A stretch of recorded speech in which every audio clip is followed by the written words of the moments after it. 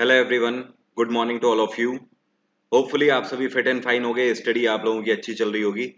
आज के इस सेशन में हम लोग 21 जून 2020 के करंट अफेयर कवर करेंगे और आज के दिन हम लोग मना रहे हैं योगा डे। तो योगा डे की आप सभी को बहुत बहुत शुभकामनाएं। और आप लोग मेडिटेशन की आदत डालिए। जिन लोगों को भी चीज़ें याद नहीं रहती हैं, आप में से कई लोगों से मैं सुनता हूं कि जीएस में चीजें याद नहीं होती। मेडिटेशन की आदत डालिए, योगा की आदत डालिए। डेली 10 मिनट 15 मिनट योगा की आदत डालिए और इसको आप आज से ही शुरू कर सकते हो योगा डे के दिन से। तो ये आदत डालिए, आप खुद देखोगे आपके याददाश्त में बहुत फर्क मिलेगा देखने को। चलिए सेशन स्टार्ट करते हैं और पहला क्वेश्चन है, on which date we have observed world autistic pride day. World autistic pride day के रूप में हम लोगों ने किस दिन को मनाया? ये मनाया 18 जून को। 18 जून को वर्ल्ड ऑटिस्टिक प्राइड डे मनाया। अब ये ऑटिस्टिक प्राइड होता क्या है? ऑटिस्टिक बेसिकली एक तरीके का मेंटल डिसऑर्डर है। ये ब्रेन से जुड़ी हुई बीमारी है और इसकी खास बात यह है कि इसमें जो बच्चे होते हैं, ये बेसिकली बच्चों को होने वाली बीमारी है। इसमें खास बात यह है कि जो बच्चे होते हैं वो, आप लोगों ने कई बार देखा होगा, कई सारे ऐसे बच्चे होते हैं जो ख्यालों में डूबे रहते हैं। लाइक तारे जमीन पर आप लोगों ने मूवी देखी होगी। तो उसमें ये जो डिसऑर्डर होता है, इसमें बच्चों का ध्यान एक जगह पर नहीं लगता है। जिस जगह पर एनर्जी डाइवर्ट होनी चाहिए वहां पर एनर्जी डाइवर्ट ना होके कहीं पर भी, एक्स वाई जी कहीं पर भी वो एनर्जी जा सकती है। वो अभी किसी और चीज के बारे में सोच रहे हैं तो एक घंटे बाद किसी और बिल्कुल डिफरेंट चीज के बारे में सोचने लगेंगे। इस तरीके का सिनेरियो चलता है। तो ये दिवस मनाया जाता है 18 जून को। इस दिन को मनाने के पीछे एक रीजन ये है कि इस तरीके के बच्चों से हमेशा रिस्पेक्टफुली पेश आना है।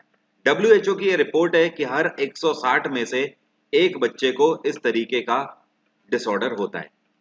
एक चीज और ध्यान रखना है, ऑटिस्टिक डे अलग मनाया जाता है, ऑस्टिज्म अवेयरनेस डे अलग मनाया जाता है। ऑस्टिज्म अलग तरीके की बीमारी है। ऑस्टिज्म बीमारी का मतलब यह होता है कि इसमें शरीर की तो ग्रोथ हो जाती है लेकिन दिमाग की ग्रोथ नहीं हो पाती है। इसका एग्जाम्पल है, आप लोगों ने कोई मिल गया मूवी देखी होगी। तो उसमें जो कोई मिल गया मूवी में ऋतिक रोशन जो किरदार निभा रहे हैं, उसमें जो मेंटल डिसऑर्डर दिखाया गया है वो है ऑस्टिज्म अवेयरनेस की। ऑस्टिज्म के बेसिकली वो वहां पर सिम्टम्स दिखाए गए हैं। और जो ये ऑटिस्टिक है ये आपको तारे जमी पर मूवी में दिखाए गए। Now you can relate.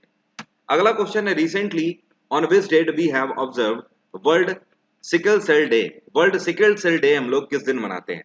ये मनाते हैं 19 जून को। सिकल सेल होता क्या है? सिकल सेल बेसिकली एक ब्लड डिसऑर्डर है। ये ब्लड डिसऑर्डर है, जैसे ब्रेन डिसऑर्डर होता है वैसे ही ब्लड डिसऑर्डर है ये, जिसको बोलते हैं सिकल सेल। तो सिकल सेल डे मनाते हैं 19 जून को। On which date we have observed world refugee day. World refugee day हम लोगों ने किस दिन मनाया? आप लोग सोच रहे होंगे लगातार आज डेज से रिलेटेड क्वेश्चन है। एक्चुअली 2-3 दिन से आपको डेज रिलेटेड क्वेश्चन नहीं दे रहा था। तो वर्ल्ड रिफ्यूजी डे हम लोगों ने मनाया किस दिन? ये मनाए हैं 20 जून को। हम लोगों ने कल के दिन मनाया है वर्ल्ड रिफ्यूजी डे। इससे भी ज्यादा इंपॉर्टेंट है ये कि इस बार की थीम ध्यान रखिए, बहुत ही छोटी सी थीम है, every action counts. So this is the theme of World Refugee Day 2020. अगला क्वेश्चन है, recently NASA discovered a youngest 240-year-old neutron star and named it as. NASA ने अभी हाल ही में अभी तक का सबसे नया स्टार डिस्कवर किया है जिसका नाम है न्यूट्रॉन। इसका नाम क्या रखा गया है? देखो, नासा ने जो यहाँ पर डिस्कवर किया है 240 साल पुराना न्यूट्रॉन स्टार।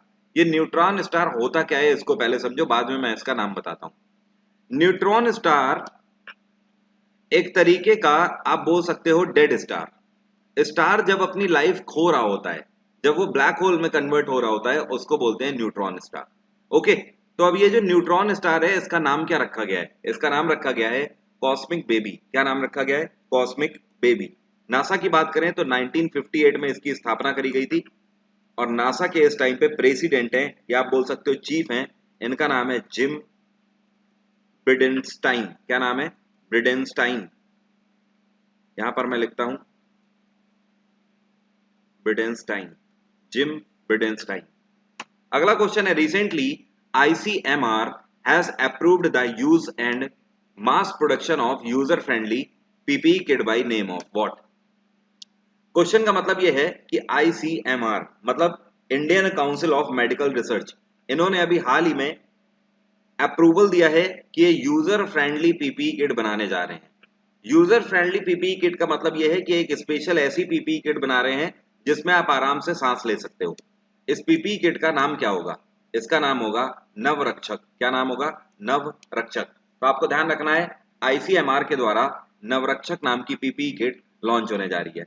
ये जो नवरक्षक नाम की पीपीई किट है जिसको आईसीएमआर लॉन्च कर रहा है, इसमें आपको ये भी ध्यान रखना है कि ये ब्रीदेबल किट है।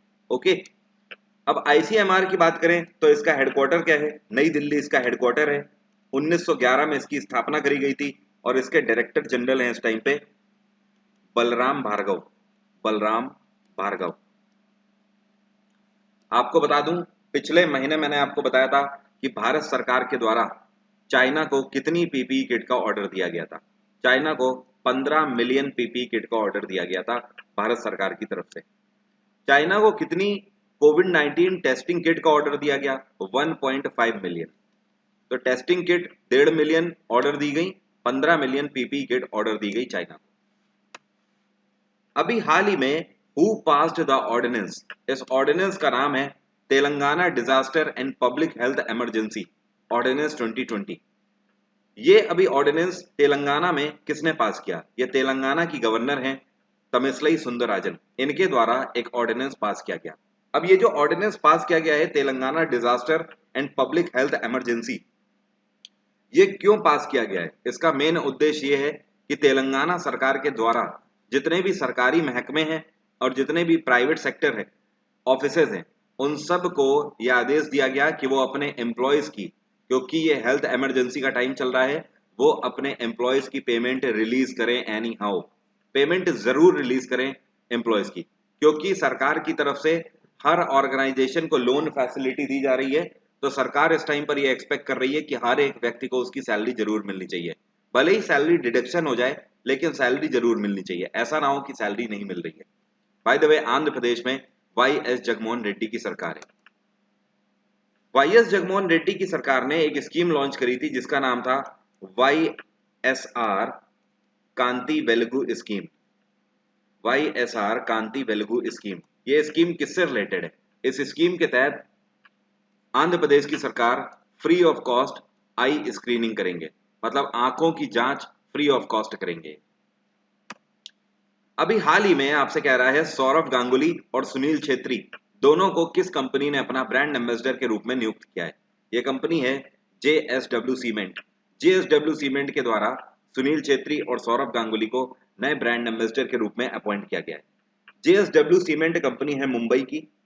इसकी स्थापना साल 2006 में करी गई थी और इसके इस टाइम पे सीईओ हैं नीलेश नरवेकर। नीलेश नरवेकर। ओके, अगला क्वेश्चन है और ध्यान रखिएगा, सौरव गांगुली को अभी पिछले ही साल बीसीसीआई का प्रेसिडेंट अपॉइंट किया गया है। बीसीसीआई के सेक्रेटरी कौन है? ये हैं जे शाह। क्या नाम है? जे शाह। बीसीसीआई का हेडक्वार्टर है Mumbai. Recently on 18th June 2020 which state observe the 19th great June uprising day? 19वां ग्रेट जून अपराइजिंग डे मनाया गया कौन से राज्य में? 18 जून 2020 को हर साल 2001 से लेकर अब चल रहा है 2020, तो पिछले 19 सालों से ये स्टेट है मणिपुर। मणिपुर में इस दिन को मनाया जाता है, ग्रेट जून अपराइजिंग डे के रूप में इस दिन को मनाया जाता है। यह दिन जो है बेसिकली इस वजह से मनाया जाता है कि साल 2001 में 18 लोगों की जान चली गई थी राज्य की इंटीग्रिटी को बचाने के लिए। कुछ ऐसा मुद्दा हो गया था जिसकी वजह से राज्य की, मणिपुर की इंटीग्रिटी को बचाने के लिए 18 लोगों ने अपनी जान कुर्बान कर दी थी। उन सभी को याद किया जाता है इस दिन, जिस वजह से यह दिन मनाया जाता है। मणिपुर में बीरेन सिंह की सरकार है और यहाँ पे गवर्नर हैं नजमा हिप्तुल्ला।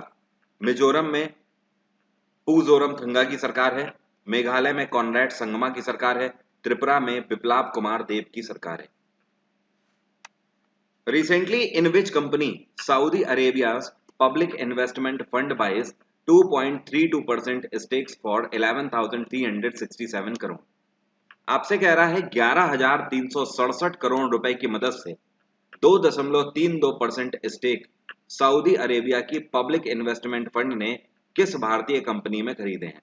इन्होंने ये 2.32% स्टेक भारत की रिलायंस इंडस्ट्रीज लिमिटेड में खरीदे हैं।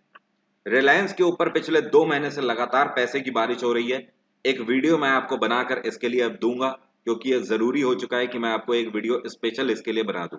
मुझे पता है ऐसे आप लोगों को याद नहीं रहेगा, क्योंकि पिछले 1.5 से 2 महीने में करीब 7 से 8 कंपनियों के इन्वेस्टमेंट हो चुके हैं रिलायंस इंडस्ट्रीज लिमिटेड के ऊपर। और रिलायंस इंडस्ट्रीज लिमिटेड अभी हाल ही में भारत की इकलौती 150 बिलियन वर्थ वाली कंपनी बन गई है। इसका हेडक्वार्टर है मुंबई और रिलायंस इंडस्ट्रीज की स्थापना करी गई थी 1973 में। इसके सीईओ हैं Mukesh Ambani.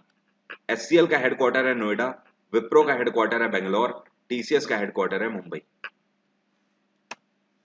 Recently, IIT Mandi has developed herbal infusion technology to help farmers of which region? IIT मंडी के द्वारा अभी हाल ही में हर्बल इन्फ्यूजन टेक्नोलॉजी को डेवलप किया गया, जिसकी मदद से ये किसानों की मदद करेंगे कौन से रीजन में? आईआईटी मंडी हर्बल इन्फ्यूजन टेक्नोलॉजी की मदद से मिड हिमालयन रेंज के जितने भी किसान हैं उन सभी की मदद करेंगे। अब ये हर्बल इन्फ्यूजन टेक्नोलॉजी होती क्या है, मतलब समझे। आप लोगों ने कई बार सुना होगा, कई सारी ऐसी जड़ी बूटी होती हैं जिनसे उनका ऑयल निकाला जाता है। कई सारे ऐसे फ्लावर्स होते हैं जिनसे उनका ऑयल निकाला जाता है। कई सारे फ्रूट्स होते हैं जिनसे ऑयल और उनके जूस या फिर उनकी जो स्टेम्स होती हैं उनसे भी उनका ऑयल निकाला जाता है। तो ये जो फल हो गए, फूल हो गए, जड़ी बूटियां हो गई, पेड़ की छाल हो गई, इन सभी को पीस के या फिर इनके बॉइलिंग मेथड से बेसिकली जो एक अक्र बनाया जाता है। कई बार ये मेडिसिन के लिए यूज होता है, कई बार ये फ्रेग्रेंस के लिए यूज होता है। अल्टीमेटली इसके तरह तरह के डिफरेंट यूजेस हैं। तो इस टेक्नोलॉजी को बोलते हैं हर्बल इन्फ्यूजन टेक्नोलॉजी। बात आ रही है समझ? इन्हीं की मदद से कई सारे फूलों को पीस कर, आप लोगों ने सुना होगा कि सेलिब्रिटीज लोग जो है होली में नेचुरल कलर्स का यूज करते हैं, नेचुरल कलर पाउडर का, जिसको गुलाल या अबीर बोलते हैं। तो वो भी बेसिकली हर्बल इन्फ्यूजन टेक्नोलॉजी के ही थ्रू बनते हैं। ओके, वो रियल फूलों का पाउडर होता है। नेक्स्ट है, recently according to the 69th edition of statistical review of world energy 2020, which country became the second major driver of global energy consumption 2019? Question का मतलब ध्यान से हिंदी में समझो पहले क्या बोल रहा है। आपसे कह रहा है अभी हाल ही में statistical review of world energy 2020 की 69th रिपोर्ट के आधार पर यह बताया गया कि 2019 का दूसरा सबसे बड़ा ग्लोबल एनर्जी कंजम्पशन वाला देश कौन सा है। तो सबसे ज्यादा एनर्जी कंजम्पशन वाला देश है चाइना, लेकिन दूसरे की यहां पर बात हो रही है, इसलिए दूसरे नंबर पे है भारत। तो third one is the correct answer. I think कोई यहां पर कंफ्यूजन नहीं होना चाहिए। एक चीज और ध्यान रखिए, पिछले महीने मैंने आपको एक और बात बताई थी करंट अफेयर में कि भारत में कितने प्रतिशत एनर्जी कंजम्पशन की गिरावट आई है। भारत में 30% एनर्जी कंजम्पशन की गिरावट आई है। ओके, और भारत की कैपिटल तो आपको पता ही है, नई दिल्ली, यूएस की कैपिटल वॉशिंगटन, रशिया की कैपिटल मॉस्को और ईरान की capital Tehran. Recently, Asian Development Bank forecasted that Indian economy is projected to contract by how much percent in fiscal year 2020 to 21? साल 2020 से 21 के लिए एशियन डेवलपमेंट बैंक ने भारतीय अर्थव्यवस्था के लिए कितना प्रिडिक्शन दिया है कॉन्ट्रैक्ट बेसिस पर? इन्होंने प्रिडिक्शन दिया है 4%। भारतीय अर्थव्यवस्था का प्रिडिक्शन इन्होंने 2020 से 21 के लिए कितना दिया है? 4%। ध्यान रहे, एडीबी ने 2 महीने पहले ये प्रिडिक्शन दिया था 1.5 से लेकर 2.8 के बीच में। अभी ये बढ़ाकर 4% इन्होंने कर दिया है। एडीबी की बात करें तो 1966 में इसकी स्थापना करी गई थी। एडीबी के प्रेसिडेंट हैं मसात्सुगु आसाकावा। मसात्सुगु आसाकावा। एशियन डेवलपमेंट बैंक के कितने मेंबर कंट्रीज हैं? 68 मेंबर कंट्रीज हैं एशियन डेवलपमेंट बैंक के। रिसेंटली के आर सच्चिदानंदन, इन्हीं को सच्ची के नाम से भी जाना जाता है, तो सच्ची का अभी हाल ही में निधन हो गया। कौन थे ये? डायरेक्टर थे, म्यूजिशियन थे, एक्टर थे या क्रिकेटर थे? ये एक डायरेक्टर थे, सिनेमा डायरेक्टर थे।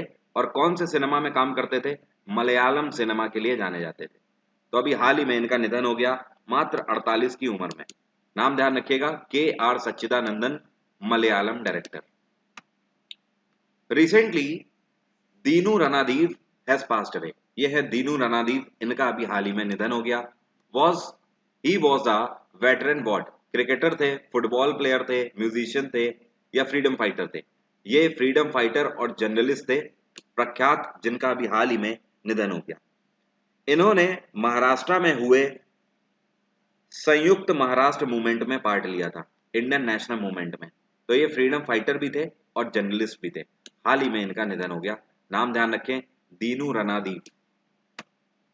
Recently veteran economist and member of 10th finance commission BPR Vithal Baru passed away due to what? इनका नाम है बीपीआर विट्ठल बारू। ये 10वें फाइनेंस कमीशन के मेंबर भी रह चुके हैं और साथ में इकोनॉमिस्ट भी रह चुके हैं। हाल ही में इनका निधन हो गया। किस वजह से? ओल्ड एज एलिमेंट्स की वजह से इनका निधन हो गया और 93 साल की उम्र में इनका निधन हुआ, ये भी ध्यान रखिएगा। तो उम्मीद करता हूं करंट अफेयर के आज के सभी क्वेश्चंस आपको क्लियर हो गए होंगे। अब बात करेंगे आज के स्टैटिक जीके की। वीडियो पसंद आ रहा है तो वीडियो को लाइक जरूर कर दें, लाइक करने में संकोच कैसा।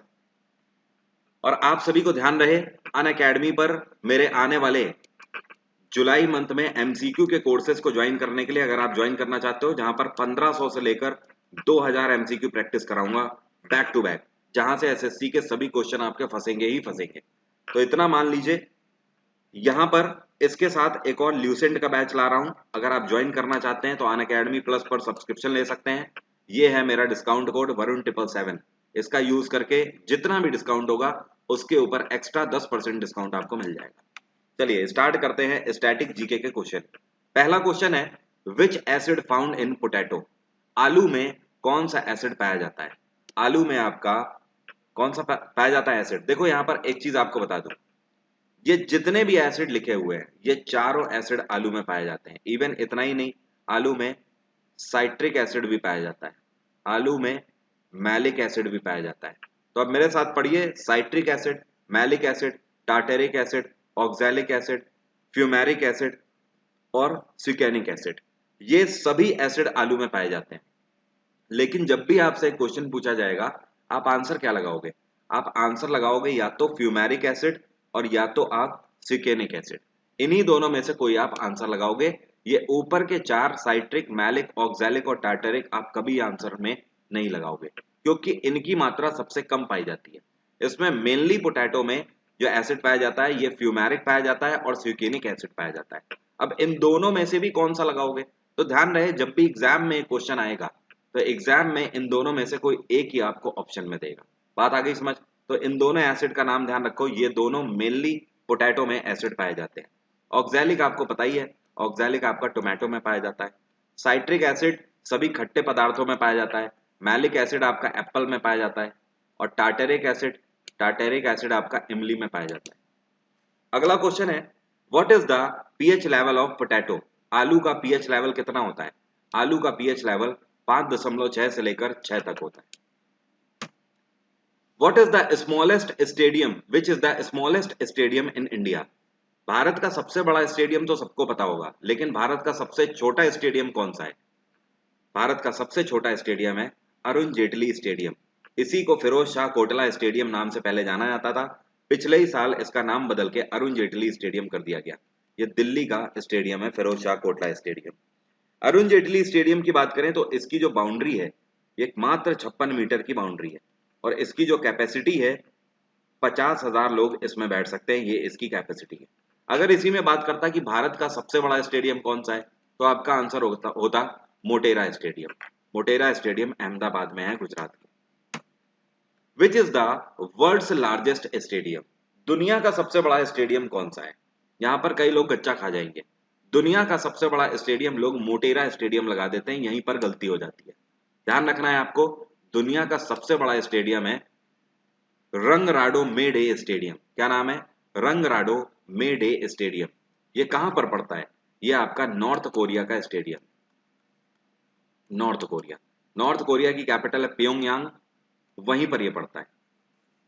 अब देखो यहां पर कंफ्यूजन क्यों हो जाता है। आपसे इस क्वेश्चन में पूछा है कि दुनिया का सबसे बड़ा स्टेडियम कौन सा है, तो ये है रंगराडो मेडे स्टेडियम। लेकिन मोटेरा स्टेडियम कब आंसर होगा? जब आपसे पूछे which is the world's largest cricket stadium. अगर सबसे बड़े क्रिकेट स्टेडियम की बात करेगा तब जाके आपका आंसर होगा मोटेरा स्टेडियम। मोटेरा स्टेडियम में एक बार में 1,10,000 लोगों की कैपेसिटी है। लेकिन ये जो रंगराडो मेडे स्टेडियम है इसमें 1,14,000 लोगों की कैपेसिटी है। बात आई समझ? और साथ में कैपेसिटी के अलावा एरिया में भी ये बड़ा है। अगला क्वेश्चन है, who has the first female fighter pilot. आपसे कह रहा है पूरी दुनिया की पहली फीमेल फाइटर पायलट कौन है। अच्छा, एक चीज और ध्यान रखिए, आप सभी को टेलीग्राम चैनल मेरा फ्री ऑफ कॉस्ट ज्वाइन करना है तो वीडियो की डिस्क्रिप्शन में मैंने दे रखा है लिंक मेरे टेलीग्राम चैनल का, आप लोग वहां से ज्वाइन कर सकते हो। सभी पीडीएफ वगैरह आपको फ्री ऑफ कॉस्ट मिलेंगी। जितने भी सेशन मैं अनअकैडमी लाइव पर लेता हूं और यहाँ पर लेता हूं उन सबके नोटिफिकेशन भी बराबर मिलते रहेंगे और आप वहां पर ग्रुप डिस्कशन भी कर सकते हो अनदर स्टूडेंट के साथ। तो आप ज्वाइन कर सकते हो, आज ही डिस्कशन में जाइए इस वीडियो के, वहां पर डिस्क्रिप्शन बॉक्स में आपको मिल जाएगा। हाँ, तो क्वेश्चन है हमारा, who was the first female fighter pilot.